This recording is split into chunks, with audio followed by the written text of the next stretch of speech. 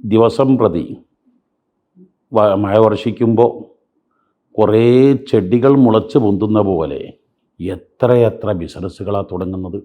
എന്നാൽ 50% ബിസിനസ്സുകളും 5 കൊല്ലത്തിനുള്ളിൽ ബാങ്ക് ലോണിൽ മറ്റ് വിപത്തിൽപ്പെട്ട് തകർന്ന് ഒന്നും അല്ലാതായി പോകുന്ന, വീടും പറമ്പും വിൽക്കേണ്ടി വരുന്ന, ഉള്ളതെല്ലാം നഷ്ടപ്പെടുന്ന എത്രയോ അവസ്ഥകൾ കണ്ടുവരാറുണ്ട്. ഒരു ബിസിനസ്സുകാരൻ ശ്രദ്ധിക്കേണ്ട ചില കാര്യങ്ങൾ.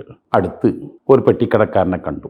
അദ്ദേഹത്തിൻ്റെ മുതൽ മുടക്ക് കേവലം 20,000 രൂപ മാത്രമാണ്. 20,000 രൂപ കൊണ്ട് അദ്ദേഹത്തിന് കോടികളുടെ ആസ്തി സമ്പാദിക്കാൻ കഴിഞ്ഞു. എന്താണ് ഈ ബിസിനസ്സിൻ്റെ രഹസ്യം? അദ്ദേഹം തട്ടുകടയാണ് തുടങ്ങിയത്. ആ തട്ടുകട തുടങ്ങിയ സ്ഥലം ടൗണിൽ ഏറ്റവും തിരക്കുള്ള സ്ഥലമായിരുന്നു. അവിടെയാണ് ബിസിനസ്സുകാരൻ സ്ഥലം സെലക്ട് ചെയ്യുമ്പോൾ ഏറ്റവും കൂടുതൽ ആളുകൾ വരാനും കയറാനും പറ്റാവുന്ന സ്ഥലമായിരിക്കണം. രണ്ടാമത്, അവർക്ക് ഏറ്റവും ഇഷ്ടപ്പെട്ട വിഭവങ്ങളാണ് നൽകിക്കൊണ്ടിരുന്നത്. മൂന്നാമത്, ആ തട്ടുകടയിൽ ആര് വന്നാലും വരുന്നവനെ ഒരു രാജാവായി കണ്ട് ഞാനൊരു പ്രജയാണെന്ന് മനസ്സിലാക്കി വളരെ ആദരവോടെ ബഹുമാനത്തോടെ സ്വീകരിക്കും, സന്തോഷിപ്പിക്കും. നാലാമത്തേത്, അദ്ദേഹത്തിന് ആവശ്യമറിഞ്ഞ് വളരെ പെട്ടെന്ന് സെലക്ട് ചെയ്ത് കൊടുക്കും. അഞ്ചാമത്തേത്, എൻ്റെ കടയിൽ ഇപ്പോൾ 5 സ്റ്റാഫാണ്. ഒരു സ്റ്റാഫിന് പാർസലാണ് ഡ്യൂട്ടി. അയാൾക്ക് അധികാര വികേന്ദ്രീകരണങ്ങൾ. ഓരോ സ്റ്റാഫിനും ഓരോ ഡ്യൂട്ടി.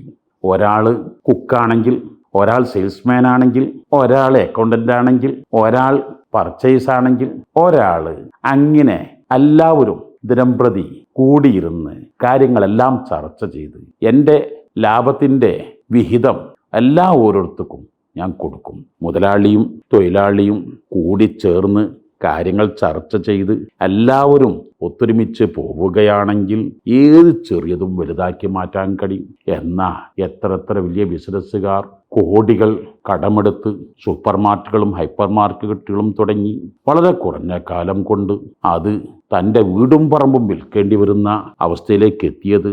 പ്ലാനിങ് ഇല്ല, മാർക്കറ്റ് സ്റ്റഡിയില്ല, ചർച്ചകളില്ല, കൂട്ടായ്മകളില്ല. ഇതെല്ലാം വലിയ അപകടങ്ങൾ വരുത്തി തീർക്കും. ശ്രദ്ധിക്കുക.